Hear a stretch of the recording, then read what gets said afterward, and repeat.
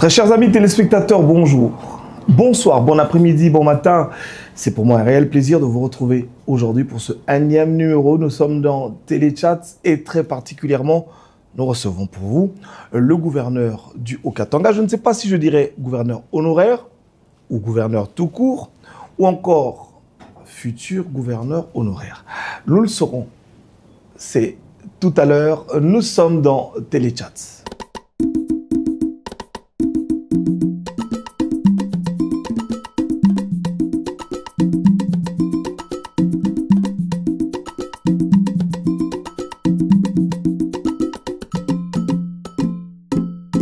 Monsieur le gouverneur, bonjour. Bonjour, monsieur Maïs. Vous préférez être appelé gouverneur honoraire ou gouverneur tout court? Merci beaucoup, monsieur le journaliste, de m'avoir premièrement reçu sur votre plateau. Donc, ça fait longtemps que je n'ai pas eu l'occasion de m'exprimer sur la situation politique du pays, mais particulièrement celle de ma province. Comme vous le savez, j'ai été élu en 2023 comme gouverneur de la province du Haut-Katanga. Il faut même préciser que j'ai été réélu gouverneur. Et donc, jusqu'à preuve du contraire, je suis encore gouverneur de la province du Haut-Katanga. En tout cas, en passant à Lubumbashi, on ne dirait pas ça, parce que j'y étais dernièrement. La semaine passée, tous les panneaux à votre effigie sont pratiquement par terre. Qu'est-ce qui se passe? Y a-t-il un conflit? Parce que, en tout cas, les observateurs le voient, il y aurait peut-être un conflit entre vous et le vice-gouverneur, un conflit qui ne dit pas son nom. Je ne pense pas qu'il y ait un conflit, mais ce que je sache, le vice-gouverneur assume l'intérim du gouverneur qui est empêché et actuellement qui est en consultation à Kinshasa. Vous le pensez? Et donc, oui, c'est ça la situation. Ce n'est pas ce qui se dit ni ce qui se lit. Parce qu'en enlevant vos effigies, nous pensons qu'ils croient ou que certains vous ont déjà enterré. Non, en fait, les effigies ne déterminent pas l'existence d'une autorité. C'est un signal. Ce n'est pas du tout ça. Ces effigies, même quand je suis à Lubumbashi, à un certain moment disparaissent et à d'autres moments, nous les mettons compte tenu des événements. Et donc, il peut se faire que celui qui assume l'intérim aujourd'hui préfère les remplacer par ces effigies, évidemment, avec à côté l'effigie du chef de l'État, ce qui est salutaire. Et donc, nous trouvons que c'est un fait à minimiser. Ce n'est pas un fait grave qui peut jouer sur notre existence en tant que gouverneur. Non, pas du tout. Êtes-vous sûr de ce que vous dites? Après tout ce qui s'est passé, il s'est passé quand même beaucoup de choses entre-temps. On part déjà de votre meeting, vous nous en parlerez certainement. Qu'est-ce qui s'est passé? Les propos qui vous sont attribués. On parle ici encore de la fois où on vous a appelé, vous avez été appelé à Kinshasa, où vous n'êtes pas venu. D'autres disent que vous étiez malade, d'autres disent que vous auriez même quitté le pays. Vous allez encore nous le dire. Racontez-nous un peu tout cet épisode. Qu'est-ce qui s'est passé, monsieur le gouverneur? Merci beaucoup. C'est une très longue histoire. Je crois que, comme vous le savez, j'ai eu à tenir un meeting. Le cadre, il faut d'abord le circonscrire comme étant un cadre purement politique où j'étais au milieu de mes camarades de l'Union sacrée afin de montrer notre soutien à l'accord qui a été signé entre les États-Unis et plutôt entre le Rwanda et la République démocratique du Congo. Et c'est une manifestation qui était organisée sur toute l'étendue de la République. Mais à Lubumbashi, dans le Haut-Katanga, nous avons préféré tenir un rassemblement et faire passer un message. Le message, c'était un message de paix. Le message consistait à démontrer l'importance de l'accord qui a été signé entre la République démocratique du Congo et le Rwanda. Pourquoi cela? Parce que nous qui soutenons le chef de l'État, et donc nous avons salué l'initiative du chef de s'engager sur la piste de la paix. Parce que sans la paix, nous ne pouvons pas assurer le développement. Je gère la province du Haut-Katanga et je sais de quoi je parle. Et donc, sans la paix, il est impossible aujourd'hui que la République démocratique du Congo puisse se développer. Parce que la guerre engage des frais énormes. Et je crois que tous nous sommes conscients que ce qui a été fait au niveau à Washington, c'était pour le salut de notre pays. Raison pour laquelle, moi, en tant qu'acteur politique, en tant que gouverneur de province, je devrais apporter plus d'éclaircissements. Premièrement, c'est démontrant l'utilité de l'accord, mais aussi en démontrant aussi l'accord ou les besoins d'attirer les investisseurs. Nous avons des investisseurs de toutes nationalités dans notre pays, mais actuellement, les Américains s'intéressent à nos minéraux, ils veulent venir investir chez nous. Et il était question de dissocier, dans le meeting, dans le speech, il était question de dissocier l'action de l'accord par rapport aux investissements. Les investissements, c'est un partenariat gagnant-gagnant, comme nous le faisons avec la Chine, comme nous le faisons aussi avec d'autres peuples. Et l'essentiel du meeting a tourné autour de cela. Je crois que ce qui a posé problème aujourd'hui, c'est que vous ayez cité Nanga, Kabila, et les gens disent que vous avez même contredit le chef de l'État. Parce que, à vous entendre parler, ce ne sont pas des rebelles. Et qu'il serait d'ailleurs bien que vous les accueilliez. En tout cas, ce qui vous accuse disent que vous aviez proposé même de les recevoir à Lubumbashi. Quel est votre avis là-dessus? Non, c'est très faux. Nous n'avons jamais parlé en faveur de ceux qui font la rébellion contre les institutions. C'est faux et archi faux. Certes, il y a eu des moments où nous avons cité des noms, mais c'était pour dissocier l'action qui était menée par ceux qui sont dans la rébellion contre les institutions et l'action qui est menée par le chef de l'État pour négocier ou signer l'accord avec le Rwanda. Parce que tous nous sommes conscients que c'est le Rwanda qui finance les opérations au niveau de l'Est. Sans pour autant dédouaner qui que ce soit, nous avons dit le sort de ceux qui font la rébellion sont entre les mains du chef de l'État. Et donc, nous pensons qu'aujourd'hui, nous sommes en train de promouvoir la paix, et cette paix qui est bien sûr négociée par le chef, et pas plus tard qu'avant-hier, le chef de l'État l'a répété en Belgique, en tendant la main au président rwandais pour que la guerre cesse et que nous puissions retrouver la voie de la paix. Nous allons revenir un peu sur le meeting. Après, tout de suite après, on a dit, en tout cas, nous avons eu des échos que vous auriez fui le pays. Si ce que vous dites est vrai maintenant, dites-nous pourquoi vous avez quitté le pays. Pourquoi vous n'êtes pas resté? Parce qu'il paraît que les autorités de Kinshasa ont même essayé de vous joindre par téléphone, mais vous n'aviez pas pris le téléphone. Qu'est-ce qui s'est passé? Vous aviez disparu. Non, en fait, c'est des rumeurs. On a eu à les dire bien avant, c'est des rumeurs. Certes qu'après cet événement, il s'est passé, je crois, un timing de 10 jours. Après, je suis tombé malade et ça coïncidait avec l'invitation de C'était quoi la pression? Ministère des tutelles. C'était quoi la pression, la tension? Bon, en fait, c'est l'ensemble de tous les événements. Nous avons beaucoup travaillé sans relâche, sans congé depuis, évidemment, depuis 2018, 2019 que nous sommes gouverneurs. Et vu l'intensité de la tâche, et donc à un certain moment, le corps est faible. Mais j'ai eu à informer officiellement ma tutelle pour dire que j'étais malade. D'une fois rétabli, j'allais répondre à l'invitation. Mais je crois que le ministère de l'Intérieur dit... C'est ce qui a été fait. Les échos venant du ministère de l'Intérieur disent que vous étiez, je veux dire, absent du pays. Non, en fait, ce n'est pas vrai, c'est des rumeurs. Moi, je suis en train de vous donner la vraie version. Okay. C'est de quelqu'un qui était souffrant, qui était malade à Lubumbashi, qui a été soigné à Lubumbashi, et après, il s'est rétabli et il a communiqué. Vous allez permettre qu'on reste sur cette question parce que c'est une question qui fâche, j'aimerais vous le dire. Il y a des témoignages, il y a des personnes qui affirment que vous n'étiez pas à Lubumbashi parce que, effectivement, les autorités vous ont cherché. C'est comme cela que je vous dis que c'est des rumeurs. Même lorsqu'on parle des rumeurs, c'est toujours des gens qui affirment, qui confirment, qui déclarent, mais on ne tient pas compte de cela. Parce que moi-même, je suis là. Je sais dire que j'étais à Lubumbashi, j'étais souffrant, et aujourd'hui, voilà que j'ai retrouvé ma santé, raison pour laquelle j'ai dû répondre à l'invitation de ma hiérarchie. Pensez-vous qu'il y aurait des gens qui vous en veuillent ou qui ne souhaitent plus que vous soyez gouverneur?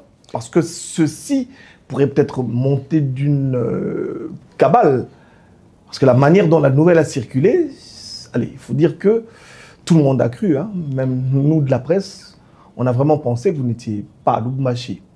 Bien sûr, il faut dire que dans la vie politique, généralement, il y a beaucoup de coups bas, il y a des complots qui se trament. Je suis gouverneur, j'occupe des fonctions qui sont enviées de beaucoup de gens, et donc c'est normal que les gens se liguent pour me mettre en difficulté. Mais il faut dire aussi qu'à la suite des responsabilités qui ont été les nôtres sur le plan sécuritaire, sur le plan politique, là où nous avons battu campagne pour le chef de l'État, afin qu'il soit réélu, là où nous avons, nous, en tant que parti politique ARDEV, s'associer, nous disons que travailler ensemble avec l'UDPS pour avoir la majorité au niveau du Parlement provincial du Haut-Katanga.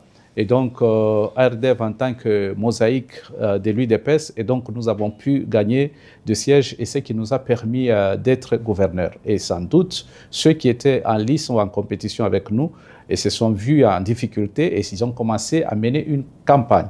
Et cette campagne-là, ils ont mis assez de moyens pour nous déstabiliser. Vous avez un nom? Vous avez des noms? Mais oui. Je citerai l'ambassadeur Dani Banza, qui a mis assez de moyens à la disposition, malheureusement, d'un sénateur de l'UDPS, qui est Dani Kabongo, mais aussi d'autres acteurs sur terrain, pour premièrement tirer mes propos du contexte et dénaturer... donc vous pensez que votre discours a été coupé? Le discours a été coupé. Et que le discours a été extirpé de son vrai contexte. Extirpé de son vrai contexte. Parce qu'à la base, c'est vrai que nous avons essayé de chercher l'entièreté de ce discours, mais on n'a jamais eu. Jamais vous suivrez dans ce discours une partie où le gouverneur du Haut-Katanga a justifié l'action qui est menée par ceux qui sont à la rébellion. Non, pas du tout. Je suis un patriote et donc je ne peux que condamner ce qui se passe à la rébellion. C'est des morts, c'est des vies humaines qui sont aujourd'hui perdues, et donc nous ne pouvons pas aujourd'hui nous hasarder à soutenir ceux qui font la rébellion. Vous avez cité M. Dani Banza, qui est quand même un haut fonctionnaire de la République. Il est, je pense, de l'ICACI aussi, comme vous. Vous partagez la même base électorale. Pensez-vous vraiment qu'il aurait quelque chose contre vous? Exactement. La petite histoire, c'est que depuis que nous avons pris l'option de marcher aux côtés de l'UDPS, l'ancien ambassadeur du chef de l'État, à cette époque, bien sûr, comme ambassadeur, il a commencé à nous faire la guerre de manière ouverte. Aujourd'hui, quand nous le suivons dire qu'il veut rentrer et qu'il voudrait que la population du Haut-Katanga et de toute la région du Katanga puisse l'accueillir et soit derrière lui. Et donc, nous disons que c'est faux et archi faux. C'est quelqu'un qui a fait du mal au Katangais. Entre autres, moi-même qui vous parle ici. Aujourd'hui, je suis victime, même dans cette histoire que je suis en train de connaître, c'est lui qui a pu mettre suffisamment de moyens pour me déstabiliser. Et je vous ai cité des gens qui sont, bien qu'étant de l'UDPS, comme le sénateur Dani Kabongo, mais il est sous-traité par ACO. Et donc, tout ce qu'il fait, il est dicté par ACO, alors que moi, je suis de l'UDPS. Le fait d'être président d'un parti mosaïque à l'UDPS, je suis de l'UDPS. Et donc, ce plan de déstabilisation ne vise qu'autre chose, ne vise pas le soutien qu'on apporte au chef de l'État. Moi, je sais que le chef de l'État, il a tendu la main au Katangais pour que le Katangais puisse travailler avec lui. Et aujourd'hui, nous travaillons avec le chef de l'État, mais il y a des Katangais qui sont mal à l'aise par d'autres personnes. Je voulais dire ça. On remarque que beaucoup de leaders katangais, en tout cas vagues à contre-courant. Qu'est-ce qui se passe? Beaucoup de leaders katangais en qui le chef de l'État a fait confiance, on dirait qu'ils ont des comportements qui fâchent le pouvoir. Ils ne veulent pas du régime actuel. Ils sont, comme diraient les lingalaphones, dual band. Ça veut dire qu'ils nagent du côté de Kabila et du côté de Tshisekedi. En tant que leader katangais, comment justifiez-vous ce comportement?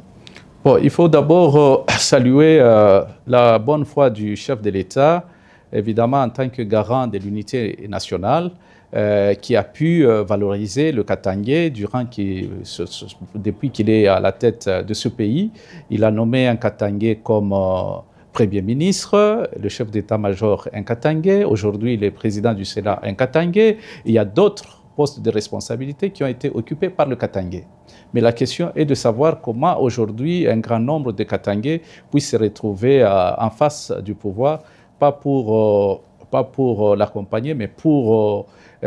surtout même dans cette histoire de coup d'État manqué, on parle de beaucoup de généraux katangais, et à la fin, finalement, d'autres veulent même faire dire à la population qu'ils sont maltraités ou qu'on les aurait arrêtés pour la simple raison qu'ils seraient katangais. Oubliant évidemment tout le mal qu'ils font au pays et tout le mal qu'ils font au chef de l'État. Je crois que le problème, c'est l'approche surtout de ceux qui sont katangais, qui occupent des responsabilités, le rôle qui n'a pas été joué, c'est-à-dire celui d'approcher le katangais aux institutions ou aux affaires. Et donc, le régime se retrouve en face de katangais par incompréhension, il me semble, et qu'il y a possibilité aujourd'hui d'approcher tous les leaders qui sont aujourd'hui, certains sont au pays, d'autres sont en exil, pour qu'ils viennent et qu'ils travaillent ensemble avec le régime. Alors, vous allez nous dire honnêtement, oui. On a dit que vous étiez en exil pendant que vous étiez ici. Je vais vous poser la question en tant que leader katangais. Oui. Le plus franchement possible. Allez, restons honnêtes. Pensez-vous que le régime de Tshisekedi est contre les leaders katangais? Ou connaissez-vous des leaders katangais qui auraient pu être traqués par le régime, par le fait qu'ils soient katangais? Est-ce qu'il y a vraiment un problème? Non, en fait... Ou est-ce que vous-même, en tant que leader katangais, vous vous êtes senti à un certain moment malmené? Parce qu'on a dit que vous aviez fui. Non, je vous dis, aujourd'hui, si je suis combattu dans ma province, c'est premièrement par un frère katangais. Tout simplement parce que je soutiens le chef de l'État, tout en étant à côté de l'UDPS et tout en n'étant pas dans son parti, qui est ACO. Alors, et donc, je me dis qu'il y a des problèmes à l'interne à arranger entre katangais pour que nous puissions soutenir le chef de l'État. Et le chef de l'État nous a tendu sa main et aujourd'hui, voilà que nous sommes en train de travailler avec lui. Et moi, je suis ici à Kinshasa. Les gens ont raconté des histoires comme quoi j'étais en exil. Et non, pas du tout. J'ai confiance au chef de l'État, j'ai confiance aux institutions, j'ai confiance à ma hiérarchie, raison pour laquelle je suis là. Et je m'assume comme étant gouverneur qui est appelé ici en consultation parce que je sais que je soutiens le régime. Monsieur le gouverneur, nous allons quand même revenir sur l'ambassadeur Dani Banza. Il a eu une interview accordée à un journaliste de l'ICACI, votre base. Je pense que vous allez peut-être dire un petit mot tout à l'heure, avant la fin de cette émission, à nos amis de Chitourou qui vous regardent avec beaucoup de joie. Est-ce que vous avez suivi cette interview ou pas? Effectivement, j'ai suivi l'interview, oui. De manière générale, quelle peut être votre opinion? Bon, en fait, l'ambassadeur Dani annonce son retour dans cette interview, ce qui n'est pas du tout mauvais. Mais il y a eu des propos qui n'ont pas été corrects. C'est de faire croire comme si c'était le leader de Katangé. À ce que je sache, ce n'est pas le cas. Et donc, il vient comme acteur politique. Il doit venir, mais il ne doit pas chercher à engager le Katangé dans son retour. Mais il ne doit pas aussi chercher à appeler les différents groupes sociaux à réagir pour faire pression sur le régime ou faire du chantage sur le régime par rapport à son retour. Nous savons que nous qui travaillons pour le chef de l'État, le rôle qui a été confié à l'ambassadeur, je ne sais pas si c'est lui-même qui s'est confié ces rôles d'interface, a été un rôle négatif. Comme je vous dis, si je n'avais pas des nerfs solides, j'allais finalement craquer. Mais j'ai pu tenir, mais il n'y a pas que moi. Il y a eu beaucoup de gens qui ont traversé des moments très compliqués. Vous pouvez vous imaginer un directeur de cabinet comme le ministre Guilain Yembo, ministre actuel, à cette époque, directeur de cabinet, être malmené, attaqué gratuitement par l'ambassadeur Dani Banza, vu au sud de tout le monde. Je vais parler de la gouverneure de Tanganyika qui a été totalement... Madame Julie, Madame nous l'avons Julie, reçue qui a été totalement attaquée, vraiment diabolisée gratuitement. Et aujourd'hui, voilà, elle n'est plus gouverneur. Et c'est le même système qu'il est en train de mener à mon égard, mais heureusement que je crois que nous allons résister et nous allons travailler. Mais il y a beaucoup de gens, ceux qui sont en exil, qui ont dû quitter parce que l'interface n'a pas joué convenablement son rôle. Vous dites qu'il y aurait des gens, ou des Katangais, des leaders Katangais qui sont en exil aujourd'hui par le fait d'une forme de diabolisation ou encore des problèmes causés par le gouverneur, non, qu'est-ce que je dis, l'ambassadeur Dani Banza. Oui. Vous en connaissez? Oui, le gouverneur Mouyej, par exemple. OK. Et même d'autres personnalités. Est-ce qu'on peut en savoir un peu plus? Qu'est-ce qui se passe au juste? Qu'est-ce qu'il fait? Le rôle, comme j'ai dit, le rôle d'interface qu'il s'est confié, c'était un rôle négatif. Dans la mesure où il a voulu que tous ces gens soient derrière lui et non derrière le chef de l'État. OK. Et il y a eu des gens qui ont dit non, pas question. Nous sommes derrière le chef de l'État et nous ne sommes pas derrière toi. Et ça qui a pu nous causer des problèmes. Et comme moi, je vous dis, le fait de dire que non, je ne vais pas marcher avec ACO, je vais marcher avec l'UDPS. Et aujourd'hui, je suis en train de payer le pot cassé. J'ai reçu dernièrement M. Jacques Koko Moulongo, oui, que vous connaissez certainement, qui a parlé aussi de certains problèmes qu'il aurait eu. Effectivement, il a parlé de cette médiation ou de cette interface que qu'aurait dû jouer M. Dani, mais qui serait mal joué. Apparemment, il y a quand même beaucoup de noms des leaders katangais, des gens qui se retrouveraient en exil par le fait qu'il aurait mal joué, si on peut appeler ça médiation, ou son leadership. Mais pendant que dans son interview, il a dit que, bon voilà, il était très disposé, ou qu'il a toujours été disposé à aider même les jeunes katangais qui auraient besoin d'un coup de pouce de sa part. Non, en fait, nous reconnaissons que beaucoup de gens aujourd'hui ne sont pas au pays, tout simplement parce qu'ils n'ont pas eu accès au chef de l'État. Quand je dis accès au chef de l'État, c'est en termes de réponses qu'ils peuvent apporter ou qu'ils peuvent recevoir, ou des instructions qu'ils peuvent recevoir du chef. C'est comme ça que je vous parle de mon collègue ancien gouverneur de Lualaba, Richard Mouyej. Il y a aussi, en ce qui concerne des hommes en uniforme, tels que le général John Numbi. Tous ces gens pensent que l'interface n'a pas joué convenablement son rôle. Et donc aujourd'hui, si il y a une autre... Et pour John Numbi, j'aurais appris qu'il aurait même poussé John Numbi à fuir en disant que le chef de l'État chercherait à le tuer. Vous n'avez pas l'information, d'accord? Je n'ai pas l'information. C'est moi qui le dis. D'accord. Donc, nous sommes dans cette situation-là. Est-ce que c'est vous, les frères katangais, qui avez, j'ai failli dire, élu ou choisi ou donné, je voudrais dire ici, ses responsabilités à M. Ako, M. Dani Banza, ou est-ce que c'est une responsabilité que lui aurait donné le chef de l'État? Parce que les leaders katangais, il y en a en tout cas, des vieux même.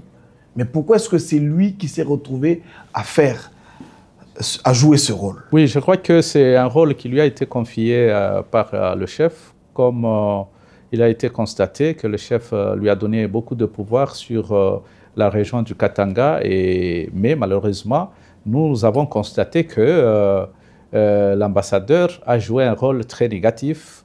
Et aujourd'hui, voilà ce que nous sommes en train de vivre comme conséquence. Les gens ne sont pas du tout à l'aise par rapport à son rôle. Mais depuis qu'il a dû quitter la province, ou depuis qu'il n'est plus aux affaires, voilà, les gens commencent à se retrouver. Mais il y a aussi ceux qui sont victimes, comme c'est mon cas.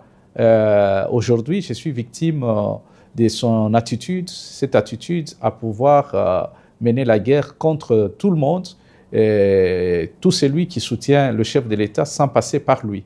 Et donc, nous ne savons pas la quintessence de cet agenda qui voudrait que tous ceux-là qui veulent soutenir le chef de l'État soient absolument derrière lui. Nous avons vu l'ambassadeur Dani Banza, monsieur le sénateur, ici se faire soutenir par les chefs coutumiers. Je pense que vous avez vu les vidéos aussi, comme moi. Quel est votre point de vue là-dessus? Je crois qu'il s'agit de la manipulation. Nous sommes tous à mesure de le faire. Moi, je suis ici à Kinshasa, je suis en consultation. Je n'agite pas les groupes sociaux au niveau de la province pour faire des déclarations à ma faveur. Non, je suis là, je réponds aux préoccupations parce que je ne me reproche de rien. Et aujourd'hui, monter les chefs coutumiers pour faire des déclarations de soutien, je pense qu'il s'agit de la manipulation et qui ne peut pas passer. Et aujourd'hui, la population haut-katangaise et la population katangaise générale attend autre chose.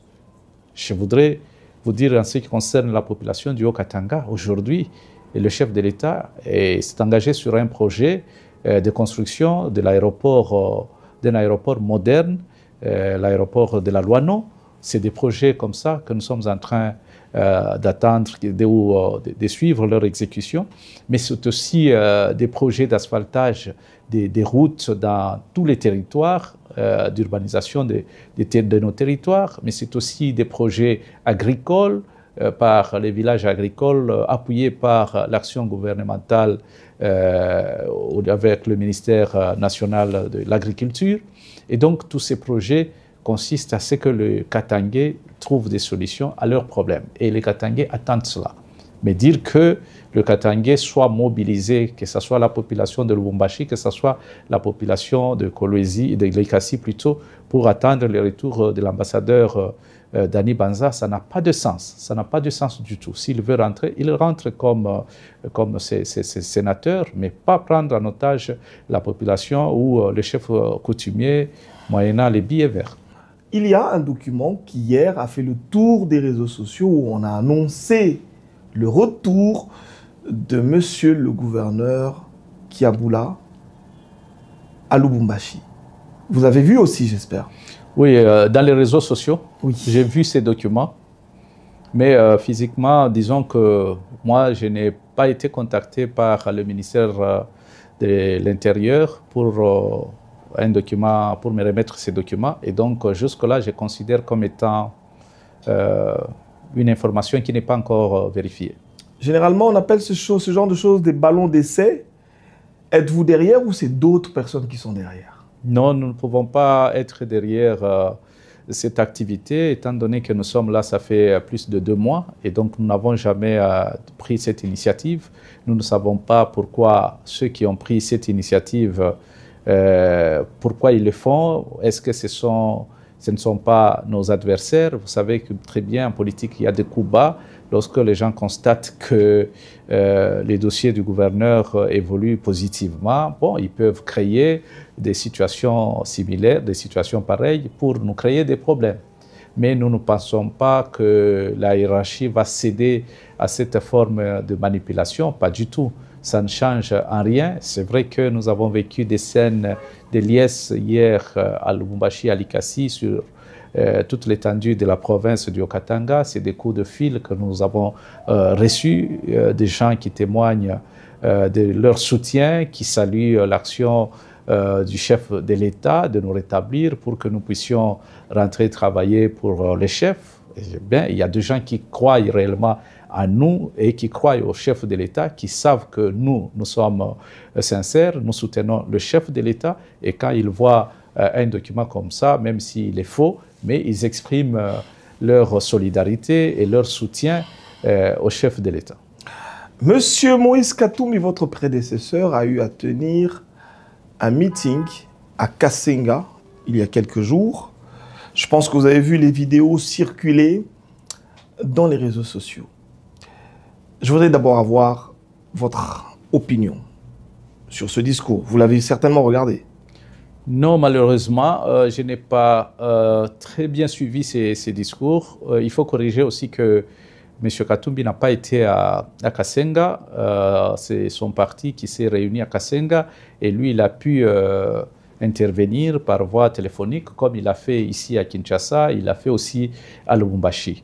Ce qui est vrai, d'après les informations à notre possession, ces derniers temps, depuis notre départ de Lubumbashi, le parti Ensemble est en train de se déployer partout et mener des activités, mais nous disons que ça montre que le parti obtient le soutien de quelques personnalités pour devoir se déployer. Et pour quel agenda, nous ne savons pas encore vous le dire, mais nous constatons que depuis notre départ, le parti Ensemble est devenu très actif sur l'étendue de la province. C'est vrai, j'ai ouï Katanga. dire que... En tout cas, j'ai entendu parler des personnes très importantes dire que, effectivement, quand M. Kaboula était à Lubumbashi, ce genre de choses n'aurait pas pu arriver. Allez, donnez quand même à votre vice quelques petits secrets, parce que c'est un drame quand même que l'on voit ce genre de meeting, et c'est des opposants qui, à partir de l'étranger, tiennent ce genre de propos. Ce n'est pas bon. Vous allez lui faire une petite passe, lui dire un petit mot. Comment vous faisiez-vous pour que ce genre de choses n'arrive pas? Il pourrait apprendre. Je crois que le vice-gouverneur a été élu sur notre liste. Nous composons une même liste et l'action gouvernementale est plus efficace lorsqu'elle est coordonnée par un gouverneur, assisté par un vice-gouverneur. Mais quand c'est l'un qui est là et l'autre n'est pas là, généralement ça accuse toujours de faiblesse. Et comme le contexte actuel voudrait que celui qui est là cherche à obtenir un soutien, et donc le soutien peut être mécanique, et ça peut aller même à aller saluer ou donner la main, tendre la main à nos adversaires politiques. Il vous arrive de parler avec lui depuis que vous êtes ici? Le vice-gouverneur? Et rarement, effectivement. D'accord. Alors nous allons terminer, vous allez regarder la caméra. À Chituru, on vous regarde. Tout Likasi est devant la télévision, peut-être même devant le téléphone, en train de vous regarder. On va faire un petit coucou du côté de Likasi. Monsieur le gouverneur, un mot aux jeunes de Likasi qui vous regardent en ce moment. Premièrement, je sais que la population haut-katangaise attend vivement mon retour, mais particulièrement la population de Likasi. Pourquoi Likasi? C'est vrai que c'est ma ville natale, mais c'est aussi les travaux, l'ensemble des projets que nous avons commencé à mener sur la ville de Likasi. C'est des communes qui sont asphaltées, les routes des communes qui sont asphaltées. C'est le cas de Chituru, c'est le cas de Kikula, du côté Kanona, c'est le cas de quartier, derrière quartier Toyota. Et donc, nous sommes en train de mener un projet de modernisation de la ville de Likasi. Mais malheureusement, depuis notre départ de la province, tous ces travaux, tous ces projets se sont arrêtés. Et donc la population nous lance des messages pour que nous puissions revenir le plus vite possible et reprendre avec tous ces travaux. C'est comme cela que j'ai dit aujourd'hui, la population de Likasi doit se sentir rassurée et doit rester tranquille et doit se préoccuper plus des questions liées au développement. Et donc, que les gens ne prennent pas en otage la population de Likasi, qui n'attend que le retour d'un gouverneur bâtisseur qui travaille dans la vision du chef de l'État. Il y a quelque temps, Likasi était devenu pratiquement une carrière. Là où il n'y avait pas de gens, Likasi, c'était la ville la plus belle ville du pays, la ville la plus propre du pays, mais aujourd'hui, où il y a quelque temps, la ville de Likasi était méconnaissable. Nous avons entrepris un projet de construire des routes au niveau de Likasi et actuellement, je peux vous dire, si vous y allez, vous serez satisfait. Mais ce n'est pas encore tout. Et malheureusement, avec notre présence ici, tous ces projets se sont arrêtés. C'est comme ça que la population de Likasi met plus l'accent sur le retour du gouverneur Jacques Kaboula, qui va continuer à construire les routes, mais aussi à soutenir les agriculteurs qui sont dans la ceinture verte de Likasi. Et je sais que la préoccupation pour l'instant de la jeunesse de l'ICASI, c'est de voir l'ICASI reprendre les projets de modernisation. Et donc, c'est de voir le gouvernement provincial travailler pour l'intérêt de la population, ce qui entre dans la vision du chef de l'État. C'est de ne pas céder à la manipulation. Et donc, il ne faudrait pas qu'un politicien, quand il est en difficulté, qu'il puisse recourir à la population de l'ICASI, alors qu'il n'est même pas élu de l'ICASI, un élu de l'ICASI, mais qu'il puisse recourir à cette population pour créer la division, pour créer semer la terreur ou la panique. Non, pas du tout. Donc, je demande à la population ou à la jeunesse de l'ICASI d'être calme, d'être derrière le chef de l'État, d'être derrière les institutions de la République pour mener à bon port le développement de la ville, de ne pas céder à l'intoxication, de ne pas céder à la manipulation. Non, je refuse. Ayant suivi la déclaration du chef coutumier, j'ai réagi en disant que non, les chefs coutumiers, effectivement, ils sont là pour appuyer tous les enfants du Katanga, mais appuyer aussi les institutions. Et donc, on éviterait à ce que les chefs coutumiers soient pris en otage et qu'ils soient malheureusement qu'ils soient engagés sur de mauvaises pistes. Et donc, je demande à ce que le chef coutumier soit serein, soit derrière le chef de l'État, soit derrière les institutions de la République, parce que le chef de l'État vise le développement et la paix de notre région, qui est la région du Katanga. Je m'adresse cette fois-ci aux personnalités katangaises qui aujourd'hui veulent approcher le régime, mais qui à un certain moment ont essayé, mais malheureusement la porte semblait être fermée parce qu'il devrait passer par l'interface qui est l'ambassadeur Dani Banza. Maintenant, la porte est grandement ouverte et les choses sont si simples que ça. Moi-même qui vous parle ici, j'essaie relayer le contact avec la haute autorité, la haute hiérarchie, mais aussi avec toutes les institutions. C'est comme ça que j'appelle à toutes les personnalités au Katangaises à s'engager sur cette voie, la voie de soutien aux institutions, la voie d'apporter un plus pour le développement de notre province. Et donc le chef de l'État, il est là pour toute la République, mais il a montré aussi qu'il avait une particularité pour le Katangais qui ont obtenu des postes assez importants. Et aujourd'hui, je crois que nous sommes parmi les bénéficiaires de ces postes. Et donc, nous pensons que notre rôle consisterait à amener tous les frères katangais qui veulent travailler avec le régime, de les amener travailler correctement avec le chef et non pas se faire la guerre inutilement, une guerre de positionnement, une guerre de leadership qui ne paye pas, bref, qui n'est pas au profit du régime. Nous avons terminé cette émission, très chers amis téléspectateurs. C'était pour moi un réel plaisir de vous savoir nombreux.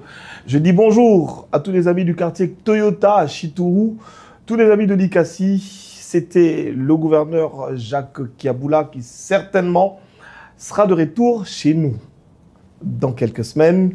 Merci et à la fois prochaine.